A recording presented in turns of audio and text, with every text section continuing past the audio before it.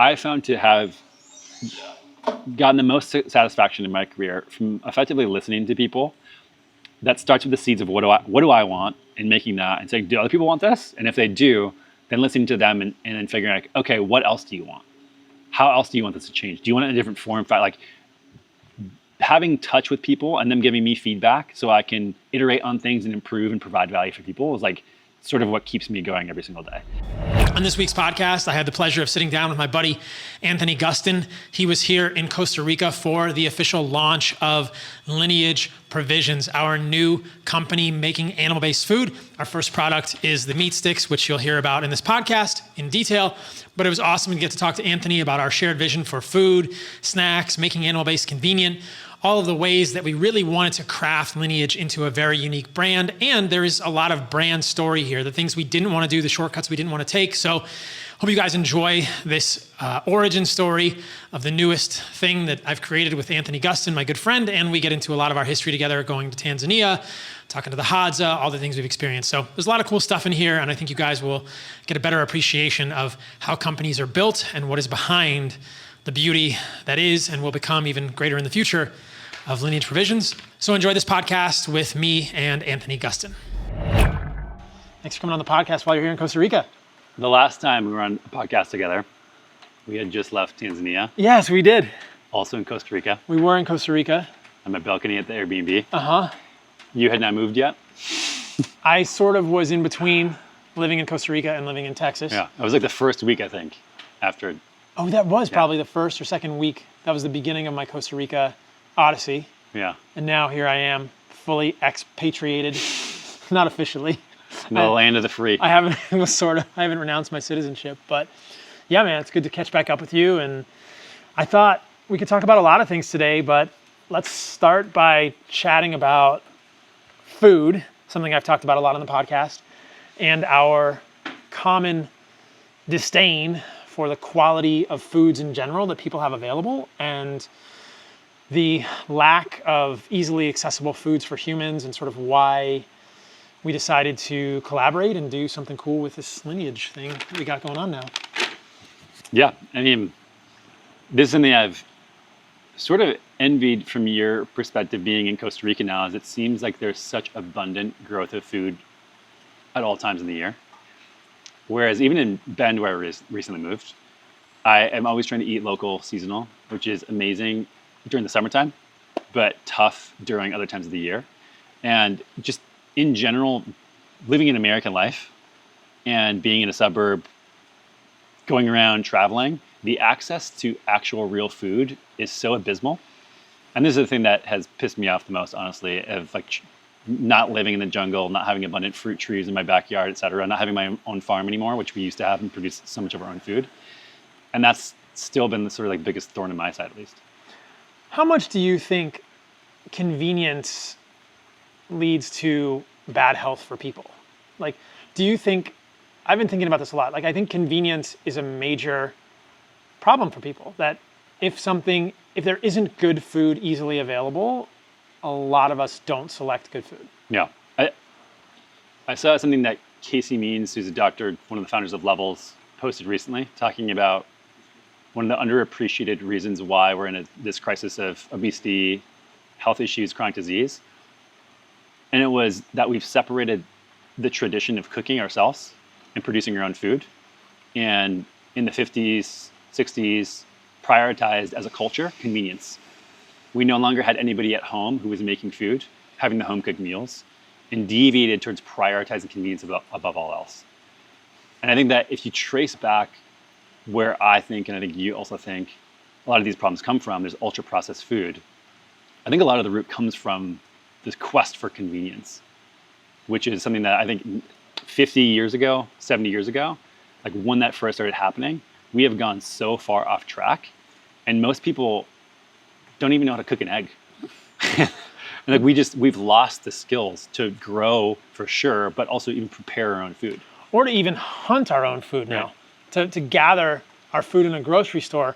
And this is interesting. So right when we did our last podcast, I was in Costa Rica. That was really the beginning of a change in my content also. And I started doing a lot of content in grocery stores, which has been interesting. And I think a lot of people have kind of started doing that content since then, but I started out doing content in Costa Rica in grocery stores, shirtless and shoeless, because I had no concept that anyone else in other parts of the world would think that was weird, because here I am in Costa Rica, it's 80 degrees every day, and it's totally accepted to walk into a grocery store without a shirt or shoes. Since then, I've sort of realized the folly of my ways, but that was sort of my intent, to help educate people based on my perspectives of how to hunt our food, which happens in a grocery store most of the time. Obviously, you and I have been on hunting trips together, or have we? Two different ones. Yeah, with the Hadza, and then also in Texas for deer. Yeah. We've been on multiple hunting trips together. We've hunted things together in the, let's quote unquote, real world, but 99% of people listening to this are hunting in the grocery store, and I think that is a lost skill. But even beyond that, I think, like you said, it's so interesting that as humans, we just don't value the time spent put into food preparation now. In fact, it's devalued. I have a lot of friends who are super successful who have said to me in the past, I don't have the time to shop for my groceries or prepare my own groceries. So what do people do?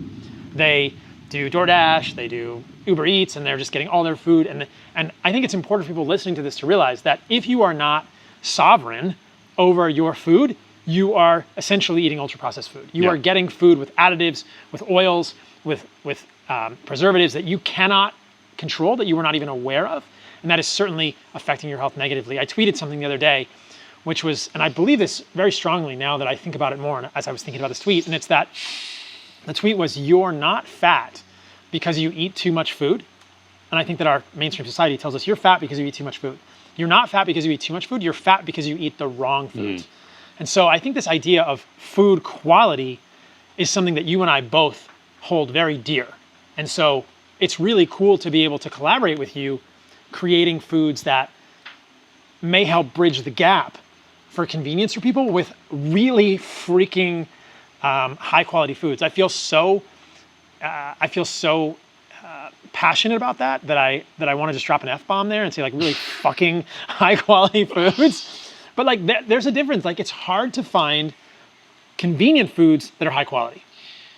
Yeah, and I think as consumers were given convenient foods, we had big food companies established that were prioritized convenience first, and then that went to profit, and then now it's addiction.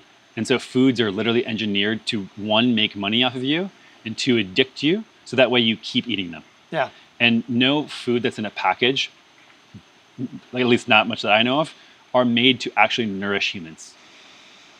And I think that is where, when people go into the grocery store, if you have that filter of, why is this product made? Was it made to truly nourish me? Or is it made to get my attention, make money off of me, and addict me so I buy this again so I can continue to be made money off of? And I think that is the bifurcation in our food system. And we don't celebrate the people who are actually trying to nourish us, small farmers, people like that, who are making foods for us, not to simply make money off of us. Yeah. Huge difference. I think there's a lot of fake health foods in grocery stores. We've, a couple of times on this trip, we've talked about our mutual disdain for these protein cereals, which are full of pesticides and grains, which are problematic for humans. But in the name of high protein, they're now celebrated as healthy cereals or better cereals. And that's just, I think, a great example of a fake health food. 100,000 times more glyphosate than is shown to cause liver damage in rats in most cereals. Really? Yeah, 100,000 times. It's crazy. And nobody's talking about this. No. And in fact, one of the guys on my team just sent me something the other day about another pesticide called chlormequat in Quaker Oats and Cheerios, and like detectable. And who knows what else? I mean. Yeah, like massive pesticides in these foods, and yet this is never talked about, But these are fake, highly processed foods. So, I mean, let's talk about Lineage. Like, I'm proud of this. Let's talk about what we built here. Well, I think even before that. Not talking about this yet. The profit motive that people have, and the addiction, and not having the filter of, we're making this food to nourish people, create supply chains of where people are buying ingredients from to get the lowest price thing humanly possible, and not actually check what is in the food. Yeah. There are thousands of different pesticides, herbicides, heavy metals, mycotoxins, microplastics, all of this. PFAs. Yeah, all of this stuff, and none of these companies are testing for any of this stuff. And I think that when I first started dissecting the problem with big food, I was thinking about, what are the nutrients that people aren't getting? what's missing, the addiction to the food, eating too much, ultra processed, blah, blah, blah, preservatives. But this sort of like hidden nutrition facts panel that should be on a food of all these environmental toxins that are now getting into the food, I think is just as big of a problem as the nutrients that are missing and everything that comes into real food, heart, liver, organs, meat, etc. This is a great point. So there's really two things going on here. The idea that if you eat a steak or you eat a piece of liver, you're getting a very micronutrient-rich piece of food. Hopefully that steak or liver is from a grass-fed, grass-finished, regeneratively raised, high-quality farm. And you're getting things like iron, choline, vitamin K2, you're getting biotin, you're getting folate, you're getting riboflavin, you're getting peptides, you're getting micronutrients or minerals like manganese or magnesium or selenium. And you're getting these things which are very absent from processed foods. But hopefully... And macronutrients that are in amounts and types that we can actually send signals to our body that we're eating the right foods. So, for example, seed oils versus the fat that's in a ground beef or steak. Right. Very different signal to your body. Very different thing happening metabolically. Absolutely. You're also getting that as well. Absolutely. So this is a super important point. The idea that this is what frustrates me about the high-level idea of calories in, calories out. Yes, there are laws of thermodynamics that have to do with the creation and destruction of energy and the fact that that doesn't happen. But the idea that all fat is 9 calories per gram and affects you similarly is, I think, completely false. That all protein is created equally, that all carbohydrates are created equally. This is so false to me, and it doesn't account for any food quality. Our bodies aren't bomb calorimeters. Exactly. And this is how you put it in a closed system, then measure it, and then you get a unit of energy. Heat, yeah. And if you look at how you drive a vehicle, even if you need fuel in there, and you can put too much fuel in the tank that spills over, that can start a fire and explode the vehicle. But it depends how you drive it, what type of fuel, what's mixed with that fuel. There's so many other things that get a different miles per gallon. The weight of the vehicle, so many different things. Contaminants in the fuel. Yeah, and we're not machines either. And we're very reactive to this. And this is something that's so interesting for me, and I've often put a lot of effort into trying to communicate clearly for people that these food is information. And beyond macronutrients, when we're talking about macronutrients, we're talking about carbohydrates, fat, and protein, generally speaking. Beyond macronutrients, even within the macronutrients, like you said, there are certain fats, whether it's an 18-carbon omega-6 polyunsaturated fat, which is linoleic acid, versus an 18-carbon saturated fat, like stearic acid, the fats are signaling molecules for our body. So just in terms, calories is a horrible metric, because calorie is a measure of heat. And just because you're putting something in your body that can be burned and that can create heat doesn't mean your body can utilize it if your mitochondria aren't working. So just because you're putting a fuel in your body doesn't mean you can produce energy out of it if you're metabolically unwell. But even beyond that, these foods can have different signals based on what's in there. So this nutrition label is very interesting because it's just basically a few micronutrients, mostly macronutrients, fat, protein, and carbohydrates. And you hear people all the time, I think now, taking the first half step, which is they're looking at a label and they're going, how many carbs are in this? Which I think is the wrong question to ask, but they're at least looking at a label, thankfully. But it's hard for people to look at a label and tell anything about food quality because, like you're saying, there's no secondary label that says, oh, this product contains this much, perfluoroalkylated substances, PFAs. This product contains this many microplastics. This product contains this many heavy metals. This product contains this much glyphosate, chlormequat, and other pesticides. And actually, this product contains this amount of linoleic acid, or this amount of trans fats, or this amount of oxidized fats that aren't. It's so hard for people to know what the quality of a food is. We didn't have nutrition facts panels on food, I think it was like 25 years ago that they first put them on there. Crazy to think. Think about getting a package of food like this and turning it over and seeing nothing. They didn't even have to put ingredients on it. What? I remember I was in grade school and they're like, this thing's rolling out and here's how you read it, which is really interesting. Like that didn't exist before. And I think that most people tend to exist in whatever is present and not be able to understand that there is a future that can exist. And I think that there should be, and it's something that we can talk about later, what I want to do here is put more on the package, or at least the website, of here's all these other things that you're talking about. Here's more transparency about what's actually in this besides just the total fat and sodium and fiber. Exactly. And I think that was the level of sophistication when they were doing this, that's probably all we knew. I mean, even looking at what's in the food and talking about the work that Stefan Van Vliet is doing at Utah State, 800 plus more metabolites that are in the food that he's saying like are probably pretty essential to human physiology. The complexity of food is interesting to me because if you look at a processed food, it's been basically cooked and refined and bleached and deodorized, whether it's an oil or a Cheeto. There's a limited number of things that are actually in that food. You know, you look at I sometimes will do this in the grocery store when I'm showing people how to hunt in the wild, quote unquote. You can look at a label of Cheetos and it looks like it has a lot of ingredients. And we actually did a reel where we went into a plant-based butcher. This exists? This exists. LA? It exists in Austin, Texas, Oh, wow. at a Central Market grocery store. They actually have a vegan butcher, and they had like vegan meat, right? They had all these different types of vegan meat, and the ingredient label was literally 96 plus things in it, right? And we think that's ridiculous. And to be fair, a lot of those things were horrible. Monosodium glutamate, like all kinds of fake shit to make something look and taste like fake meat. But there's a database now called foodb.ca. It's a Canadian database. And if you look at beef, if you look at a steak, there are 42,000 components in a steak. The complexity of a piece of meat is orders of magnitude beyond what we think of. Yeah. Steak, protein, plus a little fat. We think of a steak as two things. There are 42,000 components in a steak. There's over 4,000 components in garlic. The idea that's striking to me is that like a whole food, whether it's a plant food or an animal food, is vastly more complex than the reductionistic ultra-processed food that we're making. Yeah, and I mean, Stefan testing grain-fed, grass-fed, and rotational grazing regenerative beef shows that basically the fingerprint of those compounds completely different. They're just different foods. They may look the same visually, slightly different. They may taste the same, maybe slightly different, but they are different completely on a molecular level. Based on what the animal was eating specifically, because he's testing meats. And the environment, so they're taking in data on stool samples, forage samples, soil samples, what they were eating, when they were rotated, and it's effectively a line up and to the right that shows the practices of the farmer. When they're more species appropriate, the animal is healthier, and you have a much healthier product in the end. This is the reason that I struggle with chickens.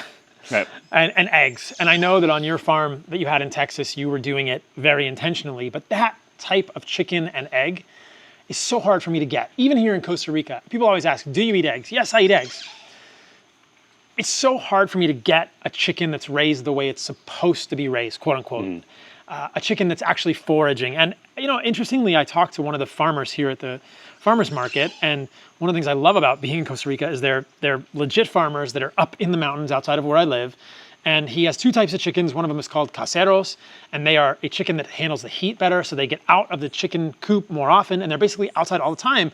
So that egg is going to be much more like what I want to eat than a chicken that just stays in an enclosure, even though it's outdoors and is mostly eating grains. I want the chicken to really graze and eat the bugs that it's supposed to eat. This is why I really appreciate ruminants. And by ruminants, I mostly mean cows, but sheep, lamb, goats, bison, these are all ruminants, also deer. These animals can be, you know, more scalably produced in a way where they eat grass from start to finish, and then they're on rotational grazing. That's a very high quality animal. Yeah. And not to be like overly appreciative of cows, but I think that if you took a grass-fed cow, for me, a grass-fed, grass-finished, especially regeneratively raised cow, that is a very uniquely nutritious and well-raised animal versus even the best chickens that you're going to get out there right now. I'm very cow biased. I've put out a request to figure out if there is one commercially produced pork or chicken, like something you could buy at a grocery store, for example, that is species appropriate. Right. And I have not found one example. I know of 3 pork producers. I've probably talked to over 100 farmers. This is why I went with pork and chicken, because I was doing a bunch of tests at my farm to figure out different breeds, different feed sources. Can we get them sort of transitioned away from commercial feeding operations? Even the term pasture-raised chicken and pork, I think, is ridiculous, even if it was done at the best thing, because these animals in their genetics are not pasture-raised animals. They shouldn't be out in the wild on grasslands. Cattle should be, because they're descendants of different type of species, like a bison who should roam grasslands in herds. Right.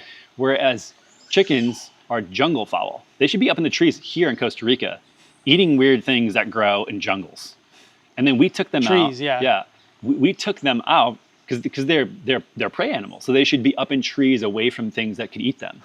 And this is why if you have turkeys in the wild, even will go up in trees, in forests. They will not be in pastures because eagles can come and eat them, whatever sort of predator.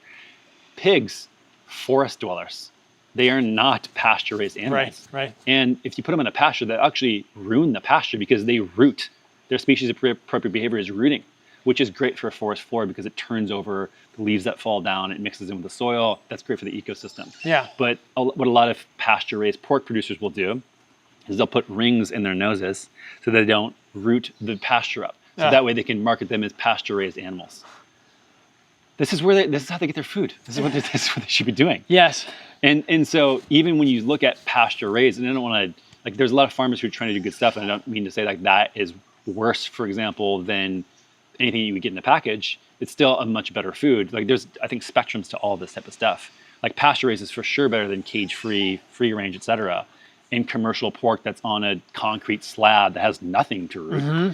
But at the same time, we have this class of animals that we're actually eating more of as red meat's being demonized, saturated fats being demonized. I had 8 pigs.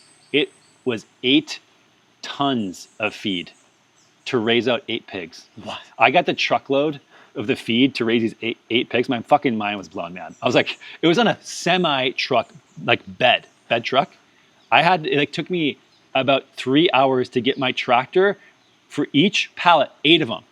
I put the forklift in, I went back, and my tractor went like this and slammed down because of how heavy they were. And that was just to raise 8 pigs.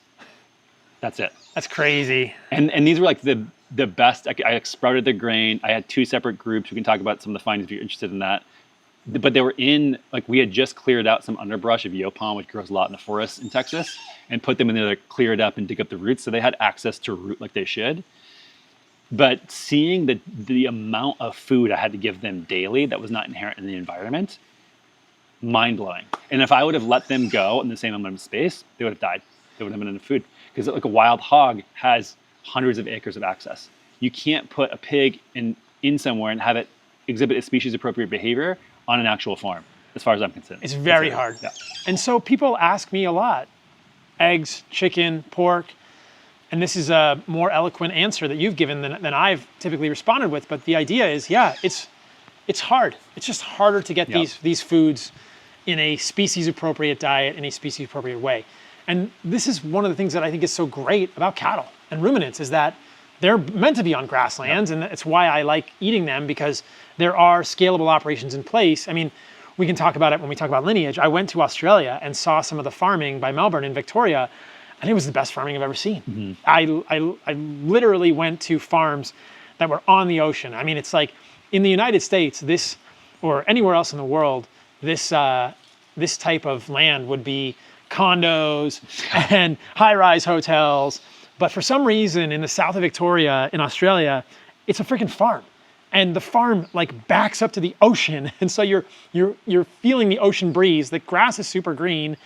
And the cows are just there the cows have this $1 million view to the ocean, south to Tasmania in Australia. And there's so much amazing farming there that can happen for these ruminants because grasslands and cattle it makes so much sense. What's really interesting that I would like to see some research on is how mineral deficient even cattle that are raised on continuously grazed pastures, if the fields have ever been farmed before, monocrops have effectively pulled all the minerals out of the soil. So even if you restore the pasture, a lot of times you don't get mineral release from the rocks in the soil. And so people add things like Redmond sea salt and get a lot of, that's why cows have salt licks, things like that.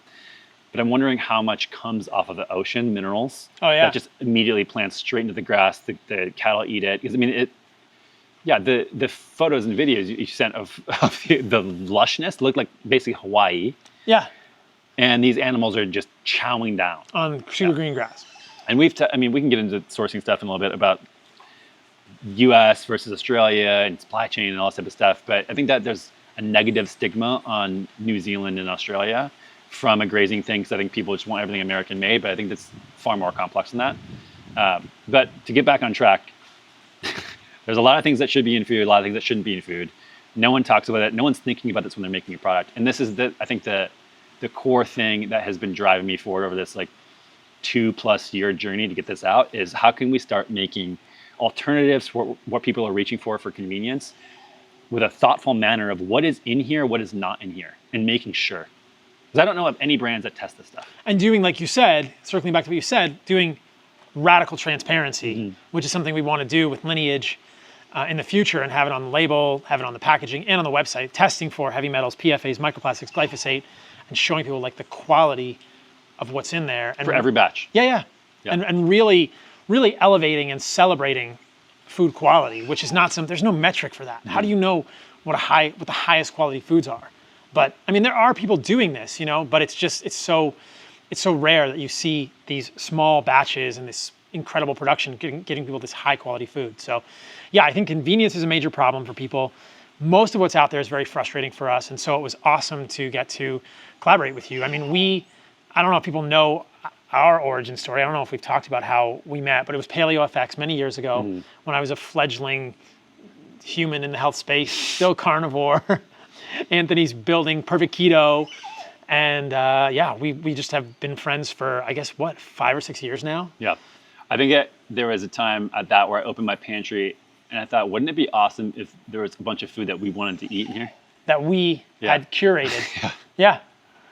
And I've found that very hard over the years. And increasingly, as I've done these videos in grocery stores, what I continuously come back to is I feel good about recommending most of the meat, whether it's, I'm not a huge fan of fish. We can talk about why, but the best things I find in grocery stores are unprocessed plant and animal foods, right? It's very hard for me to go into a grocery store and feel super excited about the quality or the intention that goes into much of anything on the inside shelves. And a lot of the content that I've done, hopefully valuable for people and not overly repetitive, is just talking about the actual details of what's in those foods, whether it's going to Cheerios and talking about chlormequat and glyphosate, or going to the protein cereals, or exposing the issues I have with Quaker Oats and the glyphosate in there, or these issues with other foods, or carrageenan in these foods. So it's very hard to find anything that's packaged, anything that's manufactured in any way that I would eat, that I would feed to my niece and nephew, my family, that I'd be proud of. And so this is a really cool, this is not meant to be a sales podcast, but I think that I'm so proud. I think we're both so proud of what we've built that we want to tell people about why we built it this way. Yeah. And I think that there is a lot of preference for whole foods. Obviously, like you said, this is what people should be eating. Yes. But the reality is there's a journey from me that started when I was probably 13. I'm 35 now, and I'm still evolving my thoughts and practices.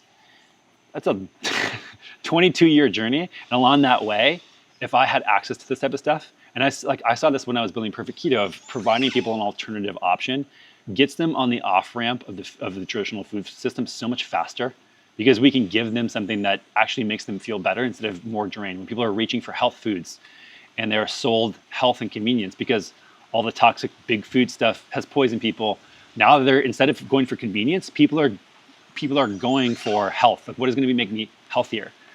But they reach for something that actually makes them feel more sick. And so getting something that actually makes them feel better can get them off of this track and getting into eating more real food, which I think is the most important thing. Joseph says, I am very satisfied with the quality of your beef organs. I noticed immediately the difference between yours and other brands I've tried. I was completely gray, I'm 60, but started getting my hair color back after taking these capsules for about 5 months. I was informed that it is the bioavailable copper in the beef organs. I will be taking your beef organs from now on. Thank you for providing such a remarkable product. How cool is that, guys? There's not a lot of copper in all the foods we eat today, and there's not a lot of copper in muscle meat, but there's a lot of bioavailable copper in liver, which is one of the organs in our beef organs. They also contain kidney, spleen, pancreas, and heart. They're sourced from grass-fed, grass-finished animals in New Zealand, regeneratively raised. I feel very strongly these are the finest freeze-dried organs in a capsule you're going to find in the planet. And in fact, they're the only ones I'm aware of that are in glass. There's been a lot of talk recently about microplastics and how detrimental they are for the environment and for your health. Heart and Soil stuff will always be in glass, something we pride ourselves on. You can find us at heartandsoil.co, that's .co. Our mission is to help you reclaim your birthright to radical health. I built these for my family, really, because I knew that my sister, my mom, my dad wouldn't be so inclined to eat liver and heart. but I'm proud of what we've done here with Heart and Soil. Find us at heartandsoil.co, and you can begin benefiting from the unique bioavailable nutrients found in organs that are often not present in a lot of the other foods we eat. So check us out, heartandsoil.co. Back to the podcast. I love that idea of easy on off ramps, on and off ramps, essentially off ramps. Somebody's on this super highway, 8-lane highway of ultra processed foods. And what's the first step? Yeah. I think for me, I am probably just kind of OCPD. I just have these sort of rigid tendencies when it comes to my food. And it's been interesting to sort of think like the way that I think about food isn't the way that most people think about food. And so it's been a challenge for me but an intentional thing that I've challenged myself with, to find empathy and compassion and think, how can I create something for someone else? Because my fridge is heart, liver, meat, butter, and fruit. Like, it's just super simple, and maybe some brains or some testicles. And most people look in there and they're like, what the hell is this? They've never seen these foods. I don't have any condiments. Right. But even like when we're traveling, just to show the difference between me and you, is when we were in Tanzania and you took this flight from Austin, I think you came from Austin, and you pull out this jar that's turning green and gray. Like, what the fuck is that? Like, oh, I'm bringing some fermented liver. I'm like, what? And over the course of like 2 or 3 weeks, it like got more creepy and disgusting. Like I'm not ever going to do that. But I had packed stuff where for me, it was always like, well, this is the way I eat. This is what I prefer. What can I get? And it was stuff that typically had made me feel worse, but it's like not as bad as fasting for 3 days or whatever. Yeah. And so I've wanted something like like, even compared to you, like I'm like, this is again like making something for myself. Right. And for people that, so like, I would say even I am a very extreme person when it comes to this, and I'm nowhere even close to you, but all of my friends and family who have very intentional lenses in how they approach health are still like so many, like it's just not, for most people, they want to live their lives. This is what we've made our lives work. So it's, for us, it's a no-brainer. Yes. And I still want it, but it's like, to think about where is the average person at? Like, this isn't their obsession. Every day they wake up and think about this all day long. Exactly. It's a completely different thing. But that's what we think about all day long. Yeah. And as we dream about and go to sleep. Yeah, but there was this jar of, like, people may have heard of high liver. I remember It was low. I put a. It was low. It was high. It was like I think it was like a pound. It might have been a pound or 12 ounces of liver in a jar. Yeah. And I just figured, oh, you can just ferment liver. I don't do this now, just so people know. But I did at the time. I thought, I'm not going to have access to refrigeration. I'm not going to have access to any liver that I actually want to eat in Tanzania. I don't know how much access I'm going to have to meat. I also took just some jerky from a deer that I think we had hunted together at Rome Ranch. Yep. And but I took jerky and I took this liver were the main things that I had. But there wasn't something like Lineage. There wasn't a meat stick that I could just take packages to travel. And well, even like that, like, first of all, the stench that came off of the jar every time you opened it was so foul. I had to leave the room anytime. It was It's just like, I trust my nose, and that was not good to eat. But even like when we were in Tanzania, Acquired taste. eating from the sketch butchers at the side of the road, when we were with Jasper at that one, like I would have much rather had Lineage sticks with me eating that, like hands down, knowing that this is the best quality. Yeah. Than whatever we were choking down that day. And people have asked me this a couple times. I don't know how relevant it is for most people listening, but like what, because I hiked the Pacific Crest Trail when I was 21. I hiked from Mexico to Canada. It was 2,700 miles. It was all on a trail. It's a continuous trail. People have asked me, I think there's increasing interest in long distance hiking or backpacking now, which I think is amazing. People have said, what would you eat on the trail? Again, this is the kind of stuff that would be, it's incredible. It's like this, and there's a history of this, of humans. Like humans have been making like smoked meats, dried meats, air-dried meats. Humans have been doing this to preserve meats for hundreds, if not thousands of years. Thousands for sure. Yeah. Pemmican bars. These are all Native American traditions. And so it's interesting. This is along a lineage of humans that's very compatible with where we've come from. Yeah. When you kill a large animal and you can't eat the whole thing in your tribe, you want to preserve the meat. How do you do it? You smoke it, you air dry it, you do these things. We both believe in the power of organs. We both have organ products because what we've heard from people is that they don't know where to buy them, they don't know how to make them, they don't want to taste them, they want them in convenient forms. And even still, I know so many people who don't want to take more pills and they don't they want to eat real food. And this is another way of how can we get organs in a food form that tastes delicious. It's sort of like what I've been thinking about and obsessing about for like over 2 years now, which has been a very hard problem to solve. But yeah, I mean, this is it. Yeah, so I think that whenever I talk about things that I've built and I sell, I always feel a little conflicted, but then I think about the quality and the intention that goes into things, and I feel mostly proud of these things. These are not intended to be sales pitches. These are intended to be products that I created, that you created, that we're now creating together that make people's lives easier. We want people to eat steak, to eat liver, and to eat heart that's fresh, whether it's honey, which we'll hopefully produce at Lineage, or any type of fruit product. I think that there is, what I've said to people throughout all the content I've done is, I prefer that you don't take desiccated organ supplements like Heart and Soil makes or whatever. I want them to eat the fresh organs. And what I consistently hear is, that's great, thanks, I'll take the capsules. So Lineage is not meant to be a meat stick that you live on. It's meant to be an off-ramp, like you said, and something that helps your life become easier and better. And we also still prefer that you eat fresh liver and heart and cook a steak on the grill with your friends and your family. Having said that, we're both extremely proud of this because of the quality that went into it. You and I have really been thinking about creating this for 2 years, 50 trials. Just for people thinking about this as a sales pitch, I did not want to work as long and hard as I have on this. I did not want this to have to exist. It's been something that's been gnawing at me for so long. And if I wanted to make money, the literal last thing I would do is make a meat stick product. This is not the way to make a lot of money, and this is not at all why I made it.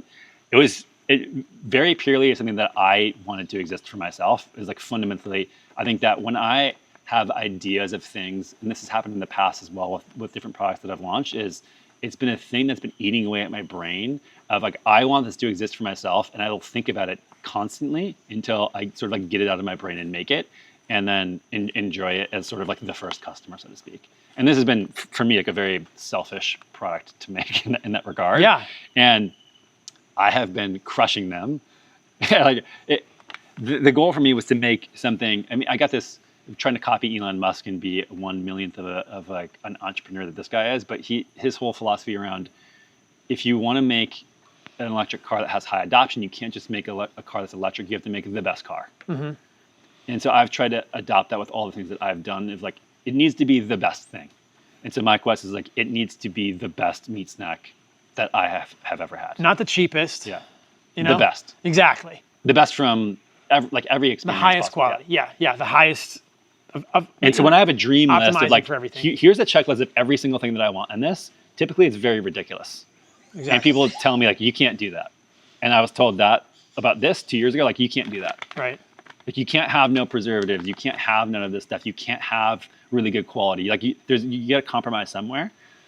And just like I've done in the past, I've just ran my skull through a brick wall until I get through eventually. Yeah. It's very painful, but I think that's an interesting pattern that you hear from successful entrepreneurs throughout history, is they've almost all been told you can't do that. I think that I think Edison was told that.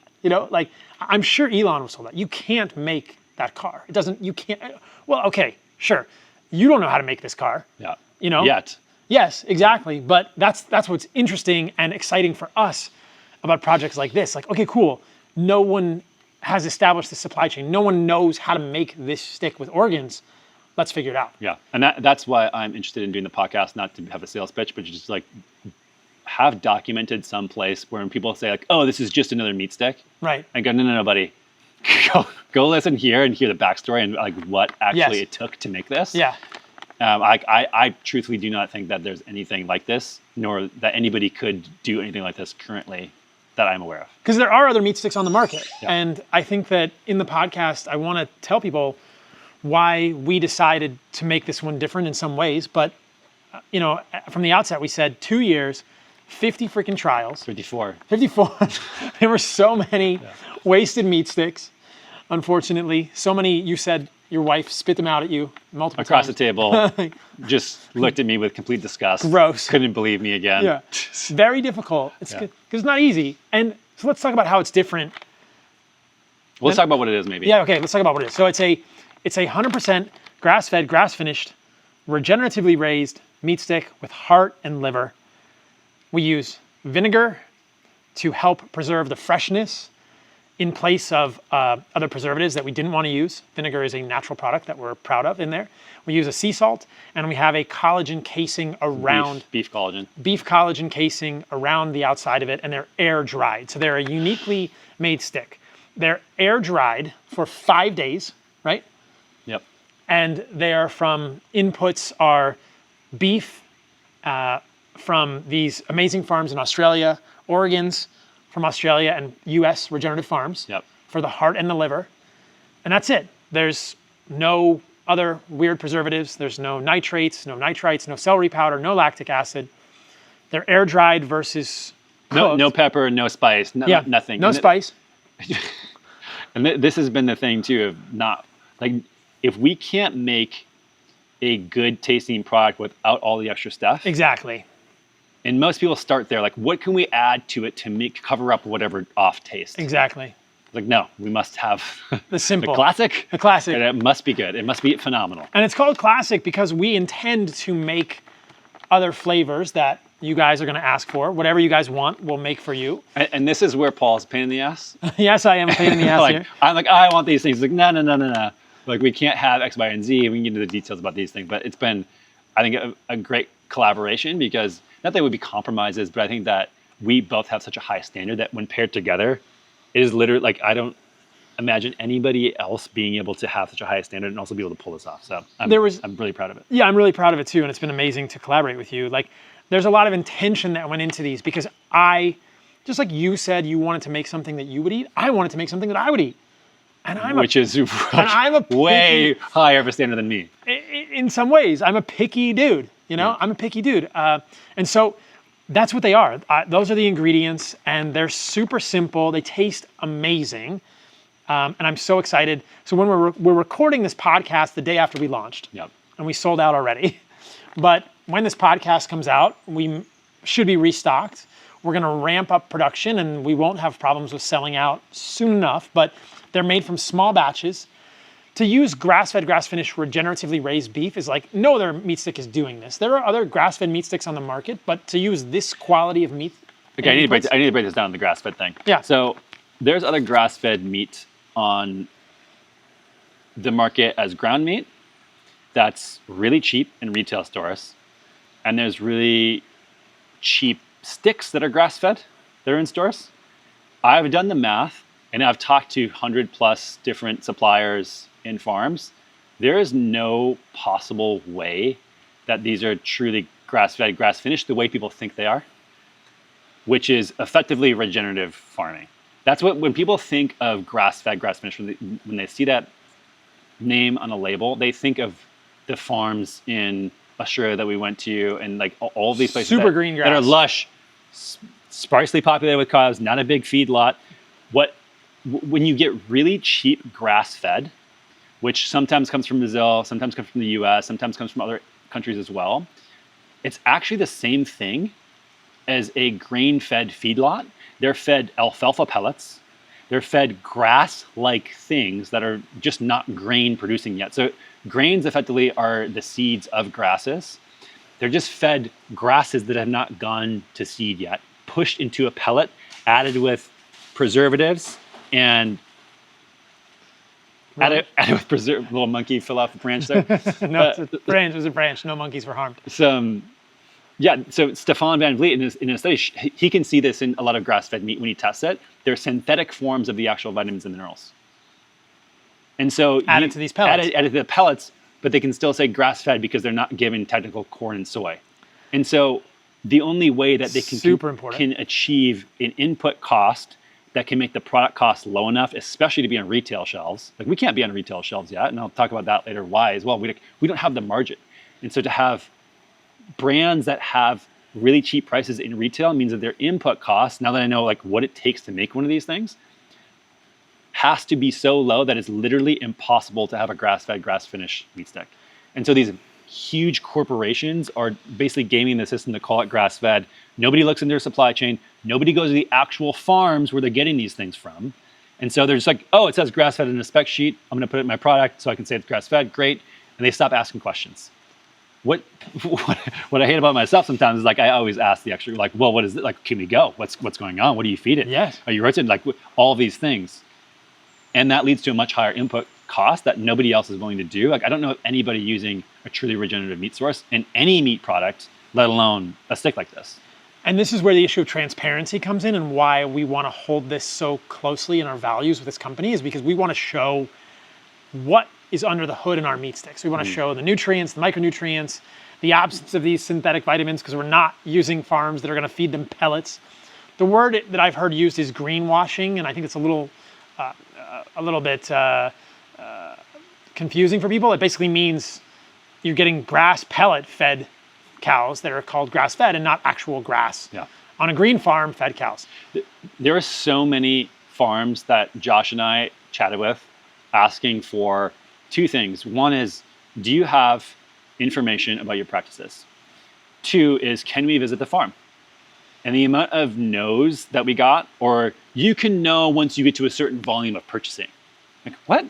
How does that make any sense? Like, I have to buy from you and then sell the product to consumers before I know what's actually in the product that you're giving me?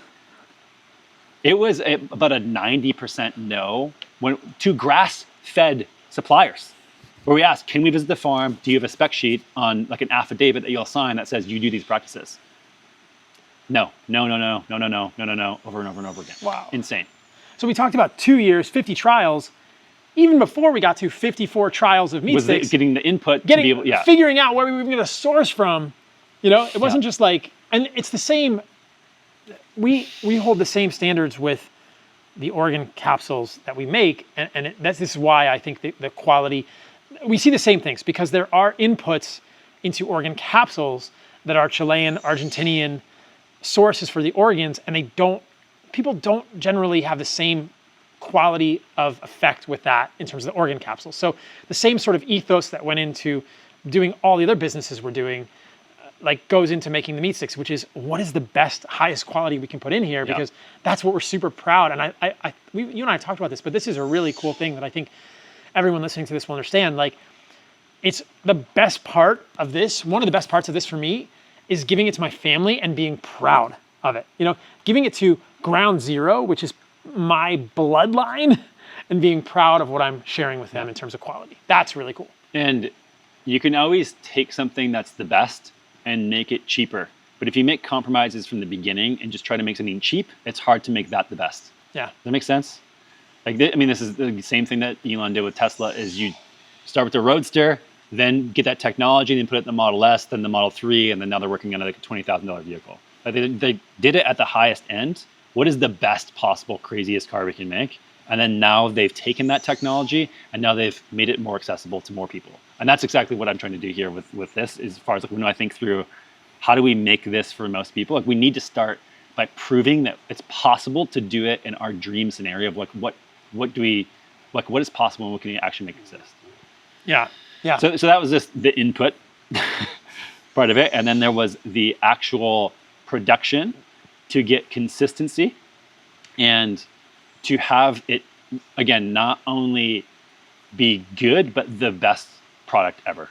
And man, I don't need to have this be an 8-hour diatribe about meat and food science, but the amount of complexity and stuff that Josh and I had to learn to figure out how to actually get a meat product consistent that tastes amazing is nuts. It is crazy.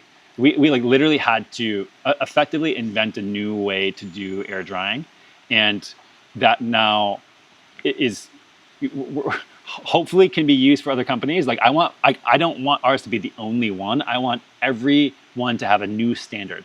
And so again, we have a lot of ways to go here to make sure that this is the best product, but this is something that, like, we had to figure out along the way. And most meat sticks are cured like a salami.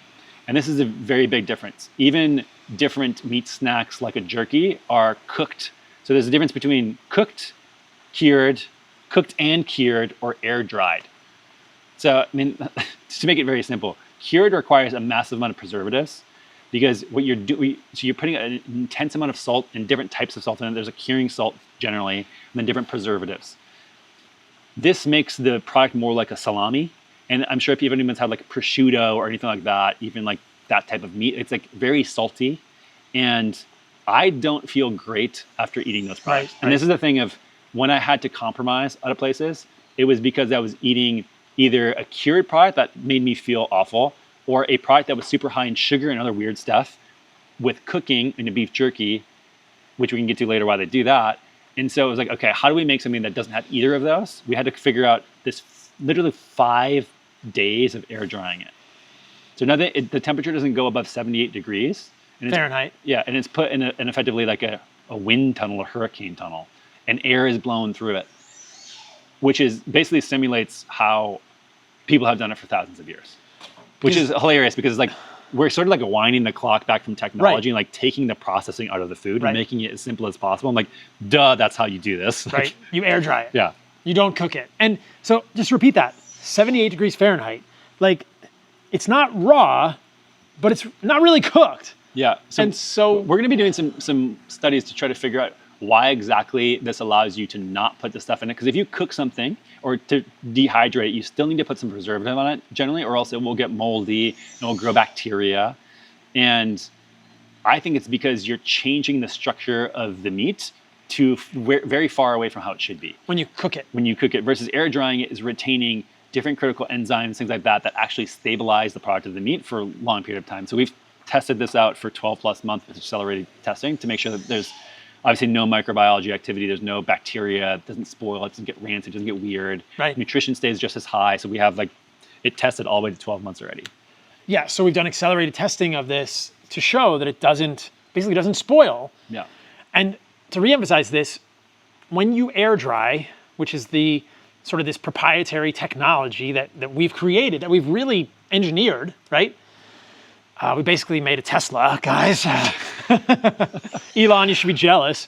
Yeah, maybe Elon will be into meat sticks next, but we were first technology. It's really cool technology. This is the Lamborghini of meat sticks. Like when you air dry it, you don't have to put lactic acid, nitrates, celery powder, these preservatives that we're not a huge fan of. I didn't want to make that stuff. Just like I didn't want to put black pepper because I think it irritates a lot of people's guts. I didn't want to put celery powder. I didn't want to put sodium nitrite. I didn't want to put lactic acid in here. I didn't want to put these preservatives that you do when you cook and you cure meats. When I would go to an airport, this is the time where like I would, or when I'm traveling, a lot of times I would have gotten different sort of preserved meat products. And anytime I would eat a bunch of them, I would feel that classic sort of like really thirsty, dry, kind of like almost high histamine aching in the joints feeling, especially after I had mold. I got way more sensitive to this type of stuff. And my barometer, like what sent me into this zone was just higher. Mast cell activation, whatever it was. But I had a radar. I was like, I can no longer eat these things. And was more sensitive to how they impacted me. And I tried a bunch of different ones. Like these type of foods just don't work for me anymore. And again, I was selfishly trying to make something like, do I have these symptoms when I have this stuff? Like now that I can be a radar for people, and you're like, oh, when I eat this and feel good, there's got to be something in here that is missing. Obviously, there's the things that we're not putting in there that we're avoiding. But yeah, I mean, I feel completely different when I eat this product versus other stuff. You've told me you feel great when you eat this. We got a testimony from my friend. I showed it to you before we started recording. That said, I sent him a bunch of products to review the site and just give us feedback. And he said, I'm eating a bunch of these meat sticks and I don't know what it is, but like I feel crazy energy and I feel amazing. Yeah. Okay. Wasn't expecting that. It's pretty sweet. You're eating a bunch of almost raw meat and organs. Yeah. Fantastic. Freaking fantastic. What's interesting is the way that we process meats impacts us as humans. And I've talked about this in my social media that one of the reasons I like cooking my steak medium rare is because some things are denatured when we cook it. And obviously if you cook a steak, you're eating it immediately after you cook it. Mm-hmm. But I like eating meat that's not well done. And back to the organ supplement thing, one of the fascinating things about freeze drying is that freeze drying seems to preserve a lot of the unique nutrients in these organs as well. So this is the type of stuff that I'm all about. Is like, how do we help people get these nutrients in these foods in a way that preserves the nutrients as well? Yeah. That's really important. And to make a meat stick that does that is just, it's freaking, it's really earth, like groundbreaking in a lot of ways. Yeah. And that unique. Also tastes incredible. The team at Perfect Keto, when I was building that company, hated me because as we were making especially stuff with food products, I used to be a fat kid. So I have a very, I love stuff that tastes good. I'm obsessed with just like the hedonic pleasure of something that is really enjoyable. I know you could just go Spartan mode and eat the most plain stuff every day That's forever. my Like weirdness, yeah. love That's the Paul things Alien. like it's buried deep in me. And I reject anything that's not 100% perfect. That the fat kid is gonna be like, oh, this is like, I would eat this all day, every day. And it like became a running joke at Perfect Keto, and Josh had to experience that when we were going through. He's like, "These taste pretty good." I'm like, trash, throw them away, over and over and over and over again. I mean, even my wife Martha, who is more of the organ queen, who could tell me if there was any trace organ in there, would be like, "Oh yeah, these are pretty good." Like, no, not good enough. And then that specificity of like must be the best source, must be the most nutrient dense, must also be the best tasting, and that trifecta, man.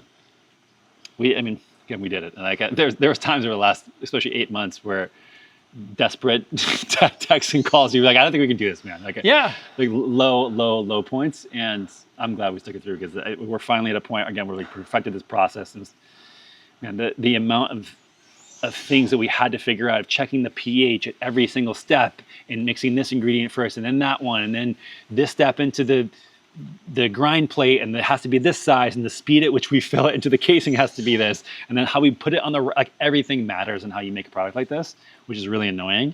But now we have a actual process where we can repeatedly do this over and over and over again. This is raw. Awesome. This is meat alchemy. Yes, It's meat. This is art. Can I get a title of Meat Wizard? Yes, Meat Wizard.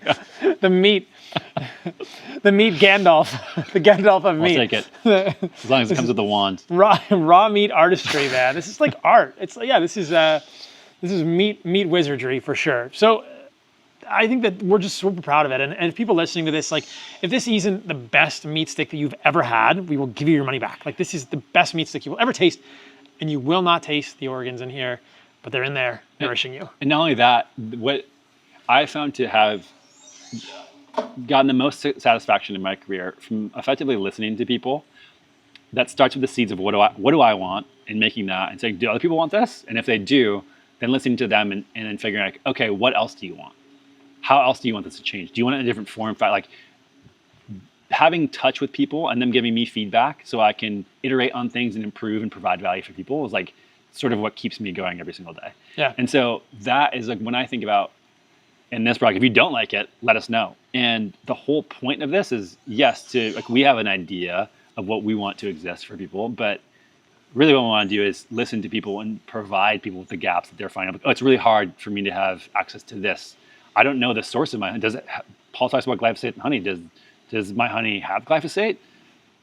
Is the source of the tallow good and reject? There's so many things that people have questions about that I want to solve for them, and we need feedback from people to be able to do that to the fullest capacity. Yes, if you don't like the meat stick, let us know. We'll make it better, and let us know what products you want us to make, because Lineage is going to make lots of cool things, lots of animal-based foods. The vision for this company is for it to be an animal-based food company. This is just the first product. We have all sorts of great things in the works that are coming down the pipe. So we talked about the trials, we talked about the inputs, we talked about the quality. We talked a little bit about, I just want to touch on a little bit why I wasn't a fan of celery powder and nitrates and nitrites. So this is a very contentious issue, but I think if you look at the medical literature, we just don't know that these are benign for humans. So nitrites are NO2 minus, nitrates are NO3, and nitrites get converted to nitrates, and just because you're getting nitrates can get converted to nitrites in the human body, there's potential that these are not great for humans. They're potentially harmful. The signals are not fully fleshed out. Certainly people can have reactions to them, and they're in celery powder. Celery powder is what is used by, quote, healthy manufacturers who don't want to put sodium nitrite. If you go to a grocery store and you just get bacon, it's going to have nitrites in it. It's going to have nitrates in it. It's going to have sodium nitrite in the bacon.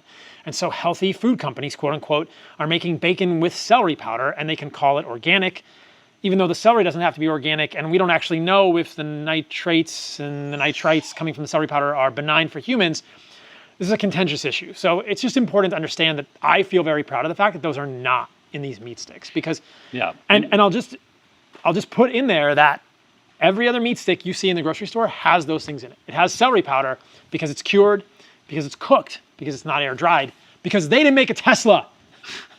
I mean, not only that, I think that it's not a bad thing on philosophy around why they're using it, which is it effectively kills things. It kills microbiology, bacteria. Right. Yeah, yeah. But do I want to be eating things that kill living things? Right. Or would I rather have a process like air drying that takes care of that for us? And your personal experience and mine are valid. There's this debate happening in the nutrition space. I think that anecdotes are valid. Yeah. Is it RCT? Do we have an RCT that these are good tasting sticks? Right. Yeah, we do have. We could have a randomized controlled trial that. Human study? Yeah, exactly. So like the anecdotes are valid. And I told you the story that when I was in residency, I would go to what's it freaking called? No, it was called.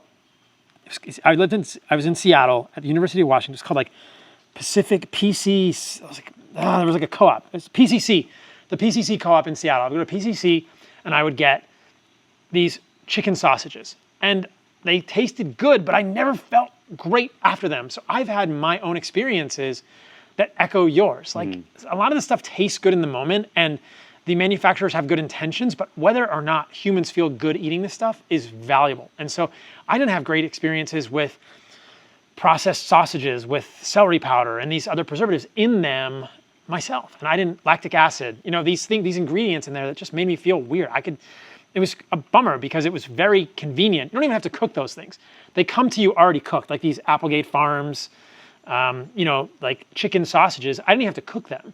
You can just eat them cold. I went through a phase of crushing those things. Yeah. And I never felt great with them. And it took a lot of kind of multivariable self-examination to be like, why don't I feel great right now? That was really at the beginning of that was a chapter in my story before I went strict carnivore, but those things are very convenient and they're supposed to have good inputs and they say they're organic, but I didn't feel great eating them. And so I didn't want that stuff in our meat sticks because those anecdotes are valuable. I know there are people who are eating other meat sticks on a variety of qualities and intentionality that will feel better with ours, that will like ours more, that will appreciate the quality of the ingredients, the nutrition, and the way they feel after them, because that's everything. You want to feel good. It should taste good, but this is one of my metrics for food. It has to taste good, and I have to feel good after. Right. And that's in my sort of alien, weird brain that I'm only slightly self-conscious about. If I don't feel good after I eat a food, I don't care how good it tastes. I will never eat it again. And I mean never. Like I will never eat a cookie again in my whole life because I don't feel good when I eat them. What about a different batch of cookies? If I felt good eating, maybe. But what if I made you a cookie out of meat and heart? Then I would eat a meat cookie. Yeah. That's like the heart burger I made you yesterday. I would eat a meat cookie. But that's the way I think about it. Everyone's not that strict in their mind, and they don't have to be. It's sort of my foible. Well, I mean, this is the question of what is the purpose of food, and I think the calories in, calories out, ridiculous idea of how to look at food as just an input. There's more decisions about how you choose what you eat besides it's just a nutrient, it's just a macronutrient, it's just a micronutrient. Right. There's so many other things that go into choosing a food. Where are my dollars going? Yes. Are they going to a massive corporation? Who produced this? How did they produce it? Do I want to eat food that came from effectively a giant factory that treated animals terribly? That gave cows grass pellets. Yeah. Do I want to eat it in isolation without anybody? Do I want to have something that doesn't taste great? Like there's so many different ways to think about what should you actually eat besides what a study in mice said or even a human RCT. That I think people listen to yourself, ask yourself these questions because likely your individuality will guide you to the right direction. Yeah. So many levels. Do I believe in the mission of the company? Are they doing good work in the world? Is it caring for animals is the highest quality inputs in the meat? And then, like we talked about, for me, how do I feel afterwards? Yep. And that's such an important thing for me. I'll just echo that and then we'll move on. Is that when and this is something I recommend to people so often, is that you simplify your diet, either with an animal-based diet or some intentional type of diet, so that you feel the ripples, so that you can separate the signal from the noise, so you know that you don't feel good. What did I eat that made me not feel good? That's such a powerful thing. Because every once in a while in Costa Rica, I still eat something and I get a headache and I think, what did I eat? Why did I get a headache? Because humans are not supposed to get headaches.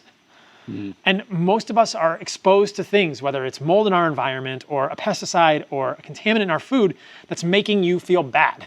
and you know this, but that to me is like such a light bulb moment that I feel very grateful to be in a place where I can control my environment enough that most of the time, 97% of the time, I feel good. So when I don't feel good, it's like, what did I do? And I can change that and refine it. And so I want people to eat this and feel confident that they feel good after they eat it. If you guys have been listening to this podcast, you know about the new kid on the block, Lineage Provisions. I'm super excited to share this with you guys. I'm gonna show you what the meat stick looks like. This is the first of its kind, grass-fed, grass-finished meat stick, regeneratively raised, containing organs. It also contains liver and heart with salt, vinegar, and a collagen casing. That is it, guys. There's no lactic acid in here. There's no celery powder. There are no nitrates because it is air dried. This is dried at 78 degrees Fahrenheit and never heated above that temperature. These are amazing. People are loving them. At this point, we have sold out 3 times. They should be back in stock when this podcast releases. You can go to lineageprovisions.com if you want to try our new Lineage beef sticks with organs, the best beef sticks on the planet. These are the best snack you're ever going to eat. I promise you. There's a guarantee on that too, or your money back. And there are all sorts of other good things coming from Lineage, guys, so stay tuned with us. Sign up to be notified if we are sold out, but we're just so excited that everyone is loving these. And we are going to continue making the highest quality animal-based foods that we can. We've got a lot of other good stuff in store, so find us. Check us out, lineageprovisions.com or Lineage Provisions on all of the socials. To echo the point you made earlier about we're not a machine, that I don't think the quest is ever over. And what I appreciate about your stance is that you have a large platform, but you'll change your mind and try new things and always experiment. And I found the same thing, that what's made me feel good has changed over time. And that's just the reality of it. And like, I'm always trying to think through, okay, well, what will happen if this is the case? And I like trimmed it down to a lot of essentials for sure. But I think it's just something I want to encourage people is it's an ongoing journey that I've learned, that I don't think there's any end point where like I know exactly what I'm going to eat every single day, and I know my lifestyle and I know all these things. Like I'm always experimenting with stuff, and we're always chatting around like, what kind of weird stuff are you doing? Yeah. And I think that's as long as people can enjoy that experience of like just figuring out how to best inhabit this body we have. I mean, that's what excites me about all this work we're doing. I recently came across a study. It was a small study in humans showing that vitamin K2 and D3 supplementation increased penis size. And boy, that was... So you've experimented a lot. I was experimenting. Just chugging it. I was so interested. So I figured out what cheeses had the most vitamin K2. And, I was like, okay, I don't know if this is really the way to go, but I'm super interested. And I think the study is probably not rigorous enough, but who knows? I mean, it was a study done with 100 micrograms of vitamin K2 in the MK4 form as a supplement and 50,000 IUs of vitamin D3, which is a huge amount of vitamin D. So who knows if you can actually increase penis size. But what was your girth data? We'll put it in the show notes, guys. Perfect. We'll put some B-roll up right now. My measurements. Lineageprovisions.com/girth data. Paul's penis. Great. Yeah. OnlyFans. Yeah. So it was just fascinating, but I don't know if you can actually increase your penis size with more vitamin K2, but it's the point. It's one of these things that also like vitamin D and K2. Okay, sun and dairy. Sun and dairy or meat, but being interested in that led me down some rabbit holes that were very interesting, and it was learning that I didn't experience. It's never ending. Yeah. And I also did a podcast recently about my experiments with rice, which didn't work for me, but works for a lot of people. Great. I went to the ends of the earth to get like the most organic rice and ferment the crap out of it and then pressure cook it, and I still don't feel great when I eat rice, right? Creatine, I've started thinking about in my diet, all these things. But I'll tell you this because I think this is valuable for people to hear. Seeing the study about penis size and vitamin K2 made me think, what foods have the most vitamin K2? So if you look at it, pork ribs and dark meat chicken have a lot of vitamin K2. Natto? Natto does, but it's not MK4. So MK4 is in pork and chicken. And so I thought, okay, maybe I need to start eating more dark meat chicken. Natto is MK7, and we don't actually know if that's that valuable for humans, right? And cheeses is MK9, MK10, MK11. So again, we don't know if that's as valuable for humans. The Rotterdam study, and I will circle back to why the chicken and pork thing did not pan out for me. Penis size didn't increase. The penis size, penis size is the same, guys. Unfortunately, it is what it is. Like it's okay. Again, with the B-roll up my penis pics right here. Might have to edit this part out of the podcast. But Rotterdam study is a fascinating observational study from Rotterdam in the Netherlands. The researchers say that the people in the Rotterdam study who were eating the most vitamin K2, that they were tertiles, the highest vitamin K2 was more than 32 micrograms of vitamin K2 per day, had the biggest penis size. No, they didn't have that as an outcome. They had the lowest incidence of cardiovascular disease, better longevity, lowest mortality, and decreased levels of calcific aortic sclerosis in the Rotterdam study. It's observational, but the researchers note in the study that the foods, and they went through and looked at the foods people were eating with the most vitamin K2 were, Netherlands, meat, eggs, dairy, butter. Butter is very high in vitamin K2 because it's a fat-soluble vitamin. Those foods did not associate with other healthy behaviors. So this is what's hard about observational studies, is this healthy user bias, the fact that when you look at vegetable consumption, people eating more vegetables tend to have healthier behaviors, and so vegetables are associated with better outcomes. Does that mean vegetables are healthy for humans? Maybe. It could also be that it's just a confounding thing. But the Rotterdam study is fascinating, and I cite it because I get pushback online when I talk about observational studies. And I think that pushback is welcomed, but my response is that in these observational studies that I'm talking about, I'm thinking about whether there are confounding variables and whether people are using healthy user bias or unhealthy user bias. In the Rotterdam study, there's probably no healthy user bias because people eating those foods were not doing healthy behaviors, but they still had the best longevity, the lowest mortality at least, the best incidence, the lowest incidence of cardiovascular disease, and lowest calcification of the aortic valve. This is freaking fascinating to me. So vitamin K2, which is found in our Lineage meat sticks, by the way, for sure, is super valuable for humans, not found in plant foods other than fermented foods from the bacteria like natto. MK4 is what was used in the study on penis size. So I thought, well, where do I get MK4 in my diet? Pork and chicken. You go down the rabbit hole, you realize, going full circle to our previous conversations, that pork and chicken are fed diets that are deficient in vitamin K2 in the United States and across the world. And so their feed is supplemented with something called vitamin K3, which is menadione. Excess amounts of menadione are toxic for humans.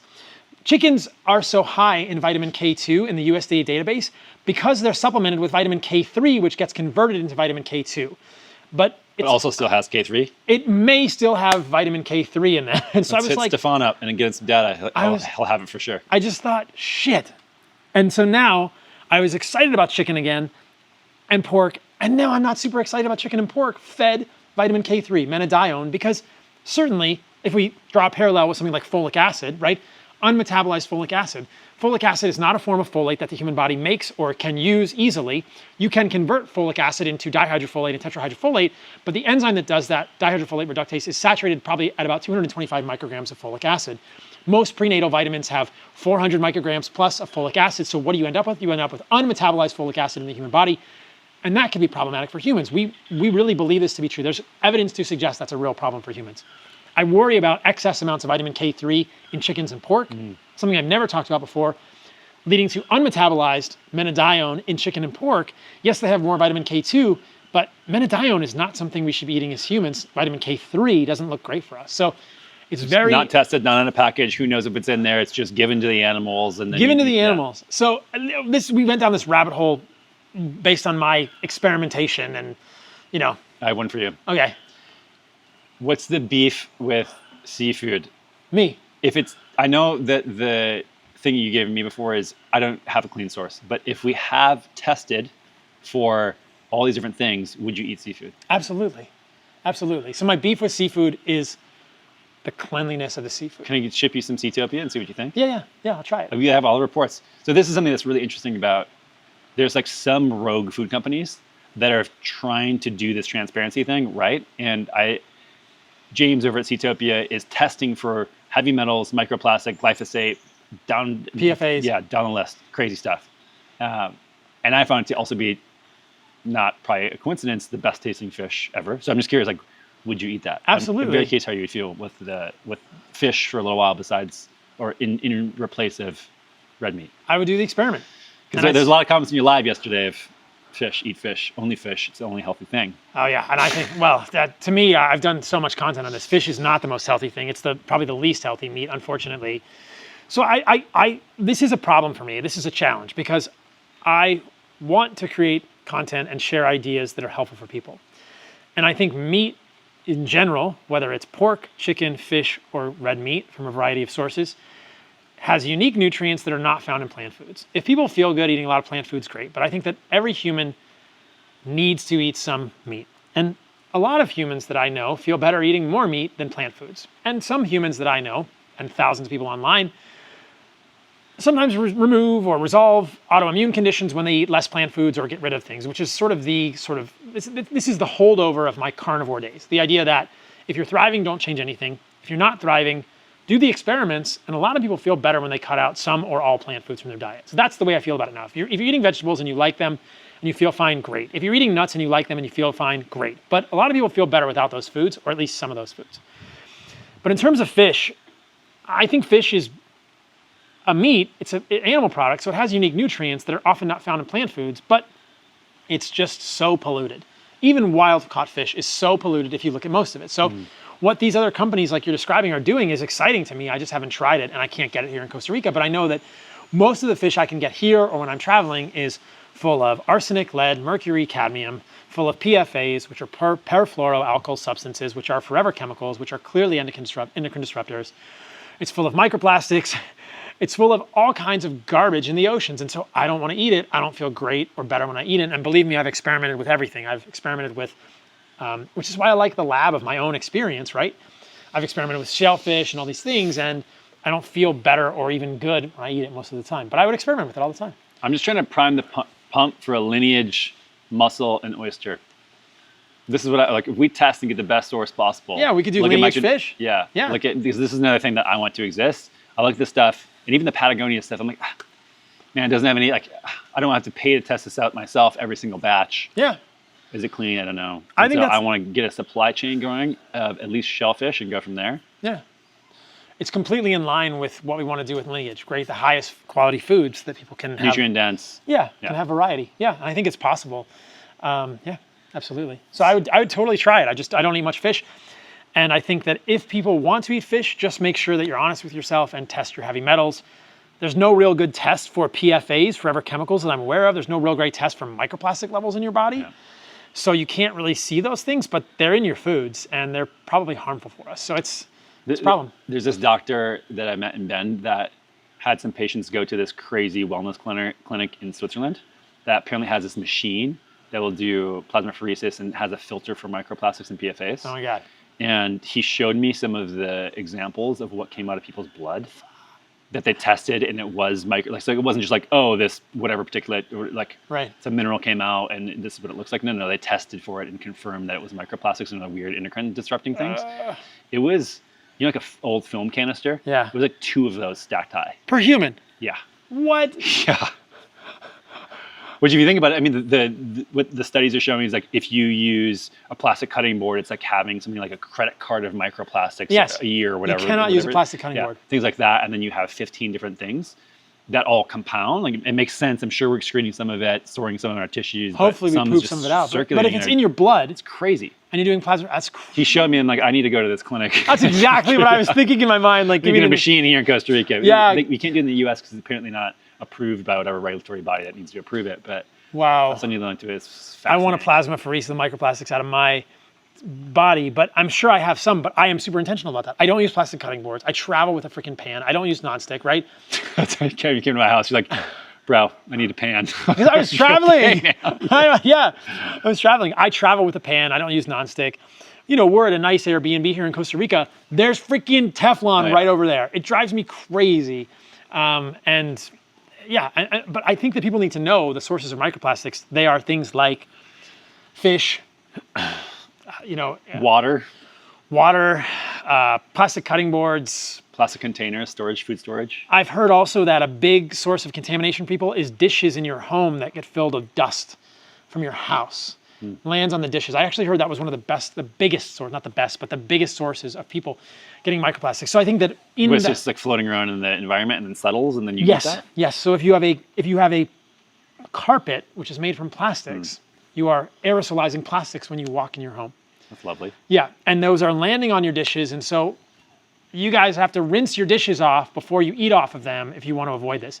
And you should rinse the dishes off no matter what, because you're probably using a dishwasher detergent that has alcohol ethoxylates in them, which are potentially disrupting your gut. I mean, my parents stayed at an Airbnb here in Costa Rica. I brought them all out. My mom, my dad, my sister, niece and nephew, her husband. And this is my crazy brain, Anthony. I'm in the Airbnb. There's a dishwasher. Throwing everything away. No.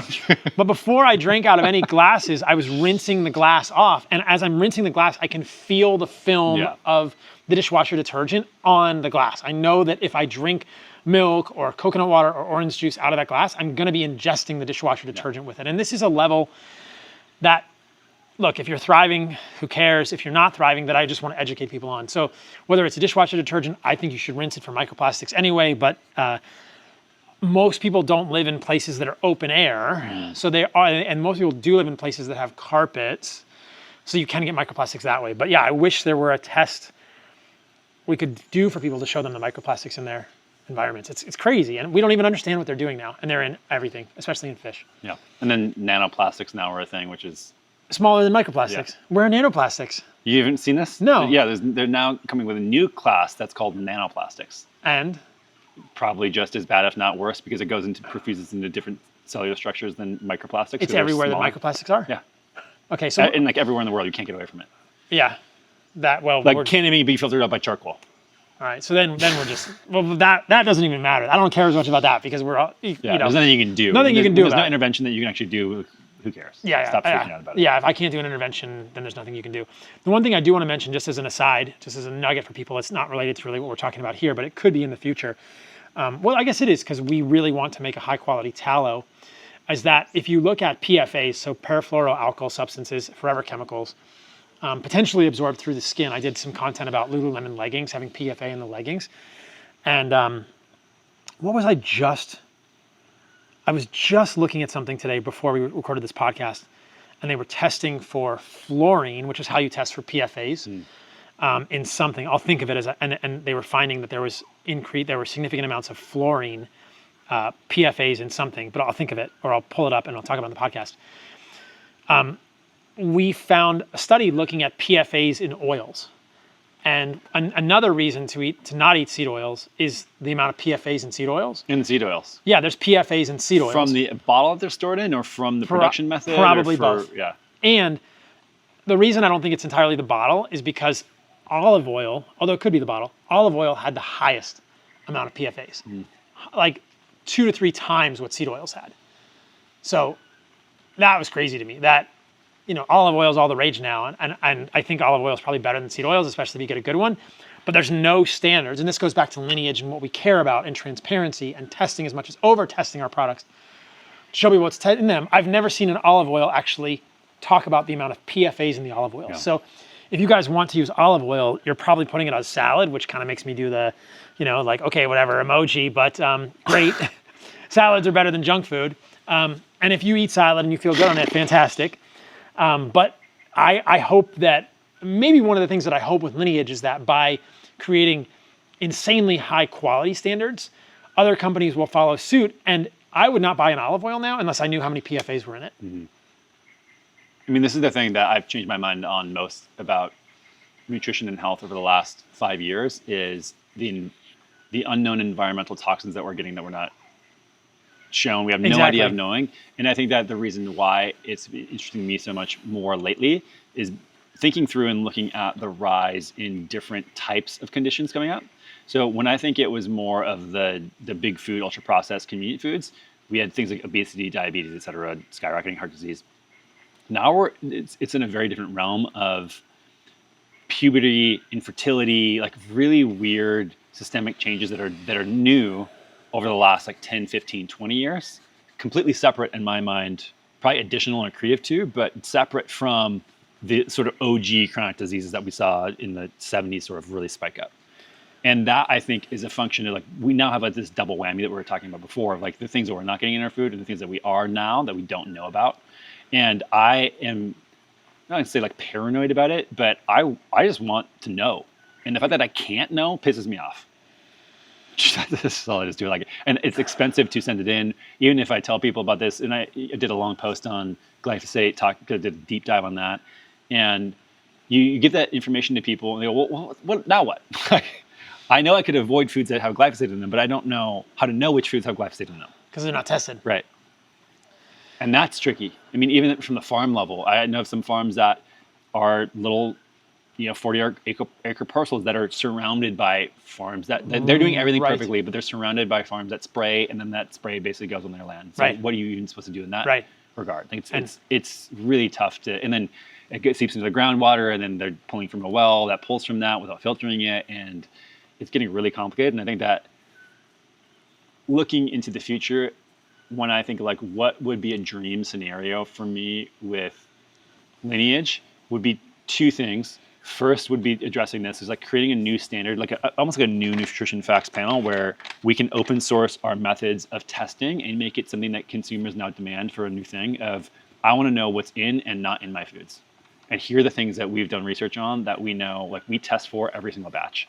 So people can know like, okay, I'm not getting exposed to these 500 different herbicides and pesticides, et cetera. Second would be showing that the brand, like you can actually make something like this and have a business that is self-sustaining, that with the intention of nourishing people instead of extracting from them. Yeah. Like those are my two, like, if we can do that, great. That's the But goal. it's like, it's frightening to me to like go somewhere and even with farms, not be able to know what is in this, like what were the farms around it? Like what is happening here? And it's insane that this is the world we live in where we have to be so paranoid about what comes into even our natural food supply. It's scary. I think it's disempowering for people, but it doesn't have to be. I think knowledge is power. Know better, do better.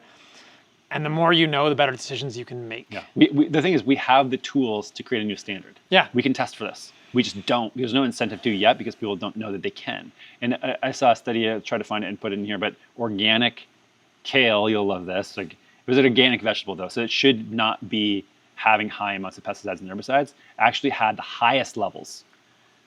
And I think this is because of water or whatever, but it likely grows longer, so it has more time to bioaccumulate natural environmental things. That's my hypothesis. Yeah. And so What's in the water table? yeah, what's in the water, what's in the air, what's sprayed on it, like what's sprayed around it. But so even if you're using organic, like doesn't ensure that things are good, which I saw that I was like, I might as well just give up here. Well, you Like, should be, go yeah. back to growing my own food again. But Yeah. I mean, this is just like, how do we create the easiest way to test things and help other brands also do that, and farmers and everything. And I think Stefan's doing great work on that, but it's crazy.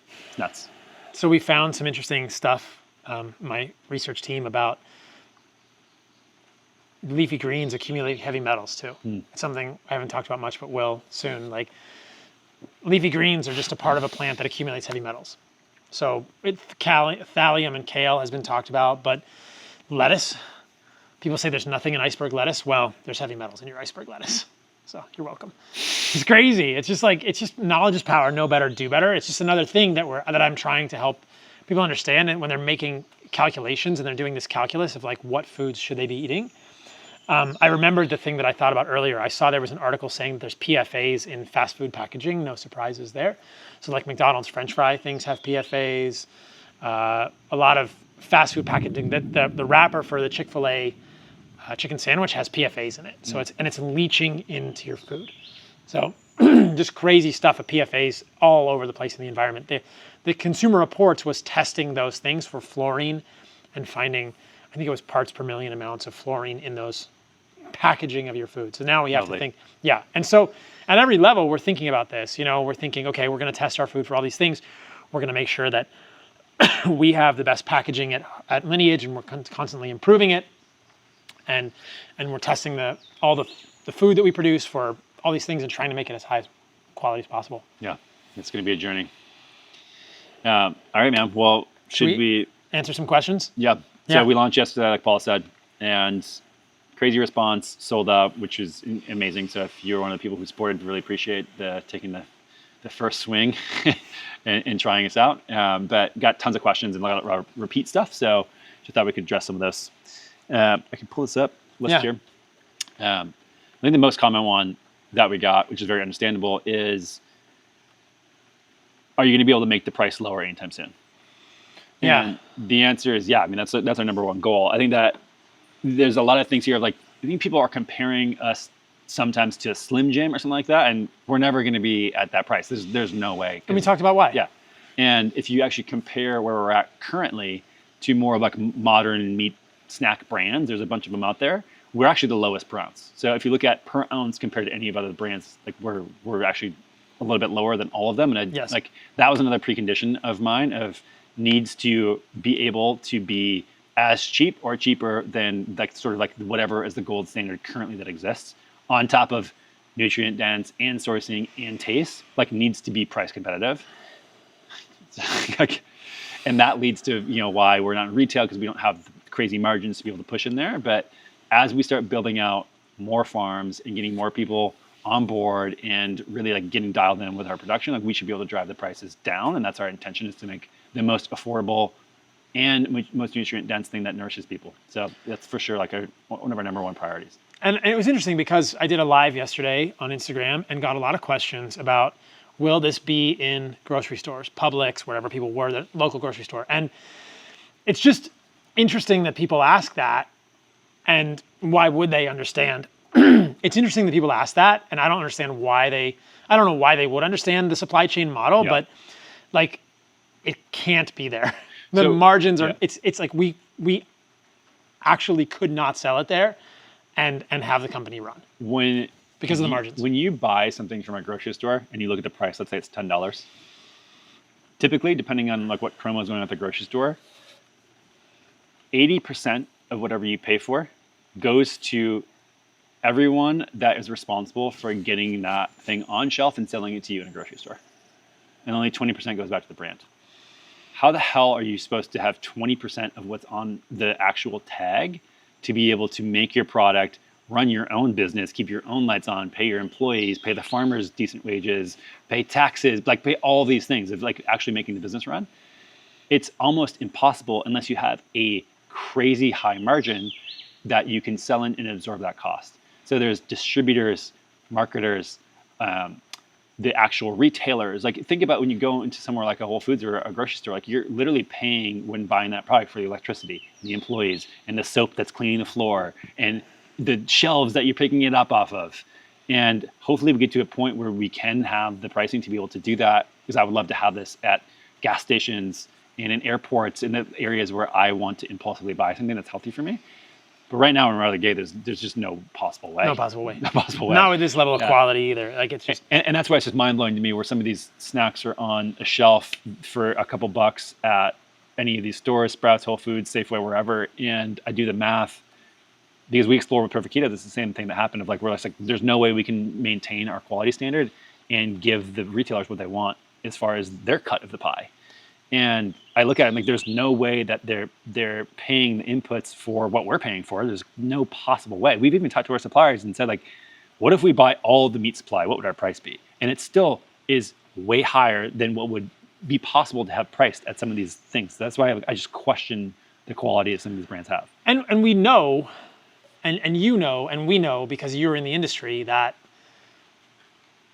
grass-fed on some of these labels, like we talked about, is not what people imagine it to be. Unfortunately. It's not the B-roll that we showed earlier of me on a farm in Australia. It's a farm in Chile or Argentina with grass pellets or something. Well, got to be. Tough. So another one is your product organic? So this comes also to our sourcing and where the farms come from. And organic on a label is something that when you list this out, the farm that has this certification by a governing body has to pay for somebody to come out. And it's typically, depending on what certification body, $10,000 plus a year. Farms that are small, who are doing things the right way, have no free capital. They don't have any extra money to pay for standards like this. The thing that's heartbreaking is that those farms that are doing it that way are actually doing above organic, beyond organic standards. And those are the ones that like we go to. They're not spraying, like they're doing like everything that we request in organic, plus way more stuff. They're rotating their cattle. They're never doing any of these things. And Force of Nature did some good content. And I've talked to them about them going to an organic blueberry orchard in California versus a regeneratively grazed field. And it looks like death on the organic blueberry farm. Like organic is not an indication of a good operation. It's just a list of things you check and give to a bureaucrat that says, will you give me organic stamp of the package? Right. And so maybe our farms in the future will help them and we'll subsidize it and we'll help them with that so they can, claim that they're organic. But for now, we are making sure that the standards are beyond organic. Yeah, these farms I went to in Victoria in Australia were like the farm's been in the family for 100 years. They've never sprayed a chemical on the farm in 100 years. Like, that's way beyond organic. But is it certified organic? No.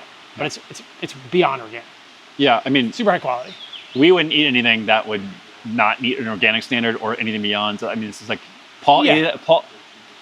Look at Paul's standards. He literally ate this on camera yesterday, so we have video of Paul eating it. So he approves. So we know. And we're gonna show testing for pesticides and these kind of things on the website. Yeah. I think what does it taste like? I think we addressed that earlier, and I think that the most important thing for me is that people like my wife who are so averse to eating organs, and even like the ancestral blends that like Force Nature sells and other companies that are awesome that I eat tons of. She picks up on that. Like I cannot do anything to hide the organ taste, even in those. So that was my standard of like, if Organ Queen can sniff it out, then like it is a no-go. Right. And we've given this to like tons of kids. They love them. And like, if kids will scarf these down and ask for more, we've had several friends we've sent to that literally the samples that the parents were supposed to eat, the kids had broken into their closet and eaten all of them. They're like, what the hell's going on here? So if that's the case, then I would say it's pretty good. Like you can't taste the organs. My niece and nephew love them. Like, you can't taste the organs. They taste amazing. And like the way that the air drying like keeps the fat is that it's like a very rich, meaty umami flavor naturally present. It doesn't taste like like a cured pepperoni salty type of thing. It's like a really rich and like satisfying taste. You can taste the quality in that for sure. I mean, I think we covered a lot of these other things of how is this different from other grass-fed meat, and are you in retail? Cover that. When are you going to be back in stock? So that's a question of like this. It's going to be a little rocky, I think, as we get going, just because again we are purchasing from very small farms, and we are refining this process and doing as much as we can to do this in small batch to make sure that the quality is really high. Yeah. There's been other companies who recently have had to pull back in production or cancel their production because they tried to scale and quality did not meet standards, didn't taste good, didn't perform good, had to scale up and lose their quality and compromise and buy from much bigger things, much bigger farms. We're not going to do that. So we were probably going to sell out on a continual basis, but we're going to try to get it back in stock as fast as possible and as much as possible to get it in the hands of people. And you guys can go to lineageprovisions.com. You can put your email onto a notify me list, and you will be notified every time it comes back in stock. Right now, we're sort of restocking every week. And that's our goal, is at least every week. Like we're running batches pretty much around the clock. Yeah. So it's not going to be months before this is back in stock. It's going to be a week. And if you really want this, be on the drop when it drops on Mondays or Tuesdays. Be on the notify me list, and we'll let you know. And we're going to scale up. And it's a good problem to have because you guys are appreciating it. It's a good problem to have because you guys are appreciating it, and we're not going to compromise on quality, to make more of these. Yeah, this is not some like scarcity tactic. Like, we're not like a Nike or holding supply of sneakers so the prices go up and there's a line behind the block. Like, no. We literally don't have anything to sell. Yeah, we don't have anything to sell because you guys bought it all, and we can't wait to hear what you think. Another one is, what other products are you going to make? Tell us what you guys want. Yeah.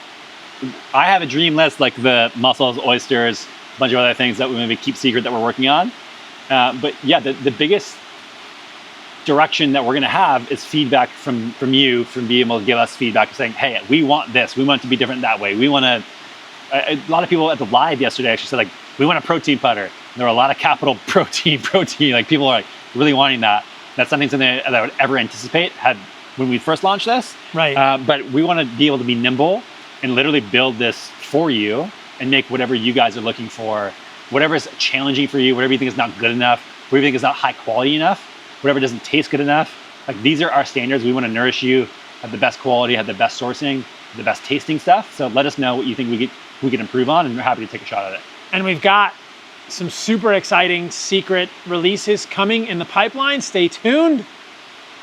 Again, go to lineageprovisions.com, put your email in the notify me, and you will be the first to know about the next drops. Right now, we're focusing on the meat sticks, but we've got other stuff in the pipeline coming very soon. Some super secret, amazing stuff. So you guys are going to be stoked. This is the first product of many really cool things that are very unique in every way. And every product we make will be with the same ethos. No bullshit. Here's what I don't like about it. Because there are no protein powders on the market that I will eat right now that I'm super excited about, right? So Well, I've tried to get you on Equip, and you're no. yeah. So that's something we're thinking about, all kinds of things that are in the pipeline coming. And if you've made it to this point, I want to say thank you. Like, I don't want to come across as we're trying to sell something, because that's not at all what this is. It's more about showing people what the actual journey has been like. I was talking to Martha last night, and she was just telling me, like, you need to be more proud of what you're doing, because this is like, she's seen the back end of just like the long days of trying to get this to market and how much we care. And the team is like, has been amazing. So shout out to Jimmy and Josh, like helping us get this thing live. And that's the Lineage team. Yeah. You mentioned Josh earlier. Josh is part of the Lineage team. Jimmy's part of the Lineage team. Yeah. And so just, I appreciate anybody who's given us a chance. And again, like, we're building this for you guys, and just wanted to tell a story. So yeah, I think that there's always negative comments like, you guys are just chilling and whatever. You can say that, but we're not. And there are many easier ways to make money. There are many lower quality products we can make that are easier to make, better supply chains, faster restocks, better margins, and we're not doing any of that. So I think it's okay to be proud of what we were creating. Yeah. And be like, no, we fucking believe in this. There's nothing like this on the market. We're transparent, and we completely are 100% okay being like, we built this product and we hope you guys like it, and we're so proud of it. And not ashamed of it in any way, shape, or form. And we're not trying to say that this should replace real food by any means. No, like, just to be very, very clear, like, you should eat real food.